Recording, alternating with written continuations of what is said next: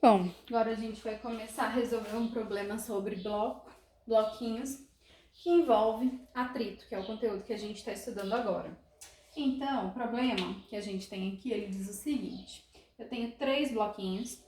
Quando eu solto esse sistema a partir do repouso, eu quero saber qual o atrito entre a superfície e o bloco 2, qual o coeficiente de atrito entre a superfície e o bloco 2. Para tanto, o exercício me fala que a massa do bloco 1 é M, a massa do bloco 2 é 2M e a massa do bloco 3 também é 2M. Ele fala para a gente que a aceleração desse sistema, quando ele sai, quando ele começa a se deslocar, é 0,5 metros por segundo ao quadrado, certo? Então, o que eu tenho que analisar inicialmente? Eu vou chamar a tração nessa corda aqui simplesmente de T. E a tração do outro lado, na corda que liga os blocos 2 e 3, eu vou chamar de T', certo? Eu tenho que perceber que quando esse sistema é solto, ele vai se deslocar, a aceleração desse sistema vai fazer o bloco 1 subir e o bloco 3 vai descer, obviamente, porque ele é mais pesado. De modo que o bloco 2 vai se mover para a direita. Então, aqui em vermelho é o sentido da aceleração do meu sistema quando ele é solto a partir do repouso, certo? Eu preciso aplicar a segunda lei de Newton a cada um desses blocos. Então, a primeira coisa que eu faço é criar um diagrama de corpo livre para cada um deles. Então, para o bloco 1, eu vou circular aqui. O diagrama de corpo livre vai ficar da seguinte forma: eu tenho no bloco 1 para baixo a força gravitacional sobre o bloco 1 e para cima eu tenho a tensão na corda, certo? A aceleração desse sistema, a aceleração aqui aponta para cima. Então, quando eu aplico a segunda lei de Newton, que me diz que o somatório das forças é igual a massa vezes a aceleração dele, eu tenho uma equação da seguinte maneira: tensão T positivo porque está para cima, menos força gravitacional sobre o bloco 1, vai ser igual, a aceleração está para cima é positiva também, então vai ser a massa do bloco 1 vezes a aceleração desse sistema todo, a mesma aceleração dos 3 blocos, certo? Porque eles estão ligados. Eu posso isolar a tração T, isso aqui vai ficar igual, força gravitacional passa para o outro lado, estava negativo, passa positivo, então vai ser a força gravitacional sobre o bloco 1, mais a massa 1 vezes a aceleração. Mais força gravitacional sobre o bloco 1 é o que, gente? Não é a massa do bloco 1 vezes a aceleração da gravidade, mais massa do bloco 1 vezes a aceleração do sistema. Simplesmente substituir. Então, aqui eu já tenho uma equação para o bloco 1, certo? A partir da aplicação da segunda lei de Newton. Então, eu venho aqui e crio um diagrama de corpo livre agora para o bloco 3, certo? Para o bloco 3.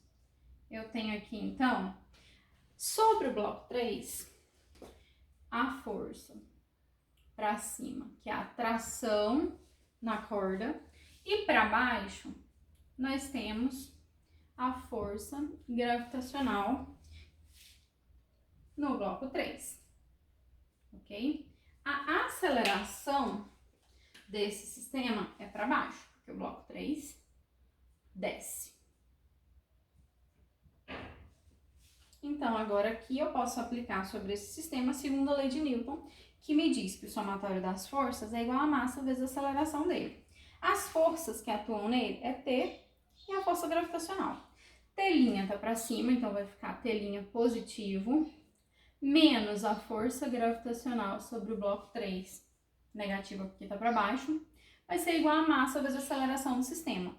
Como a aceleração tá para baixo, que é o sentido negativo de y, então vai ser menos massa do bloco 3 vezes a aceleração do meu sistema, ok?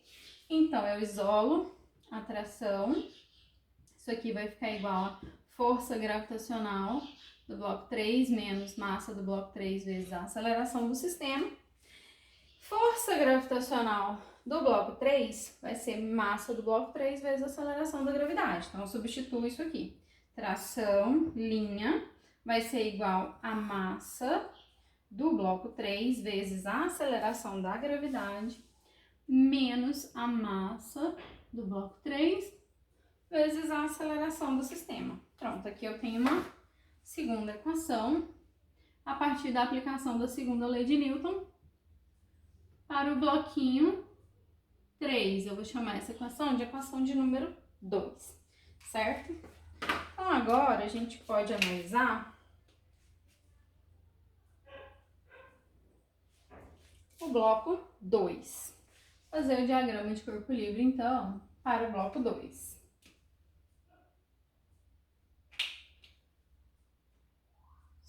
O bloco 2, então, tem a tração T' para a direita, tração T para a esquerda. Esse bloco se desloca para a direita, a aceleração dele é nesse sentido. Então, a superfície impõe ao movimento uma força de atrito, certo? Essa força de atrito é cinética, porque há deslizamento entre as superfícies. Então, eu tenho força de atrito cinético para a esquerda, tração para a esquerda e tração linha para a direita.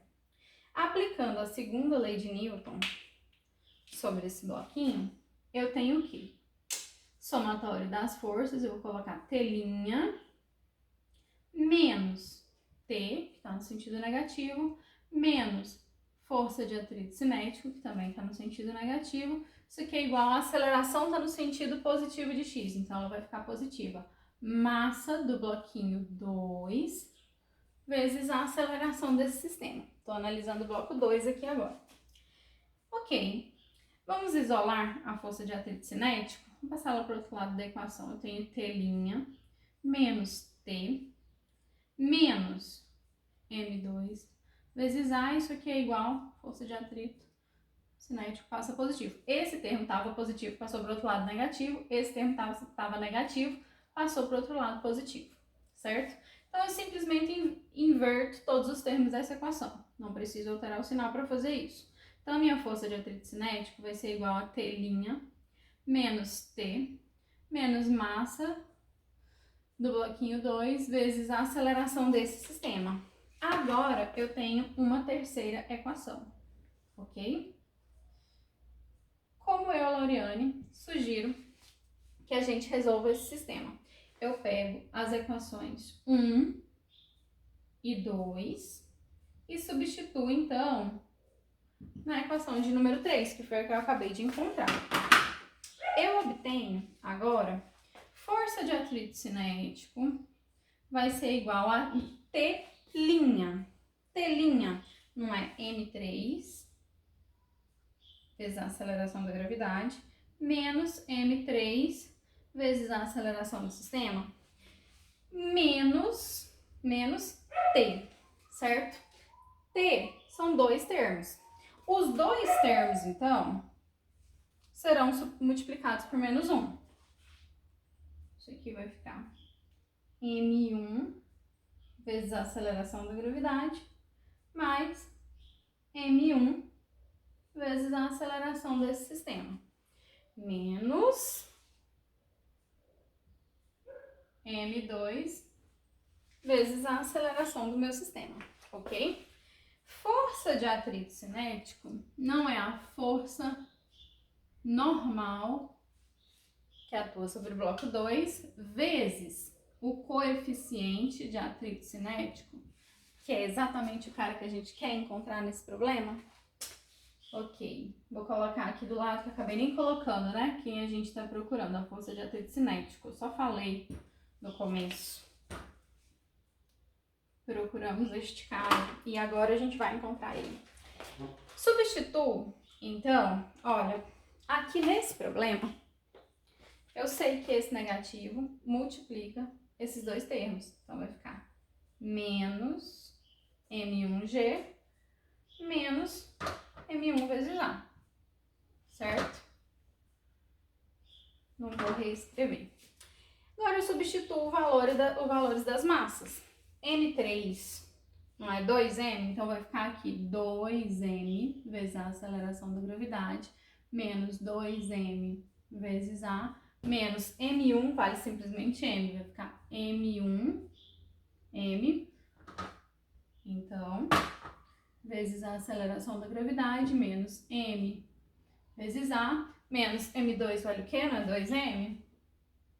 2M vezes A. Agora, força normal não é a massa 2 vezes a aceleração da gravidade? Massa 2 é 2m vezes a aceleração da gravidade, multiplicando o coeficiente de atrito cinético. Ok, aqui nós temos 2mg menos mg. Quanto que fica isso? É simplesmente mg? mg. E nós temos também menos 2ma com menos ma, menos 3ma. Menos 2ma fica menos 5ma, certo? Menos 2, menos 1, menos 2 dá menos 5. Então, fica menos 5ma. Ok, nós temos a massa multiplicando todos os termos dessa igualdade, dessa equação. Então, eu posso cortar a massa. O que sobra pra gente, então? Eu posso isolar o coeficiente de atrito cinético. Pego G menos 5 vezes a aceleração, isso aqui tudo dividido por 2 vezes a aceleração da gravidade. Passa para o outro lado como sendo uma divisão, já que estava multiplicando. Substituo os valores que eu conheço. G é 9,8 menos 5 vezes a aceleração, que é 0,5. Isso aqui tudo dividido por 2 vezes 9,8. Quando a gente resolve isso aqui, a gente chega num valor de 0,37 para o coeficiente de atrito cinético. Então, essa aqui é a minha resposta final, certo?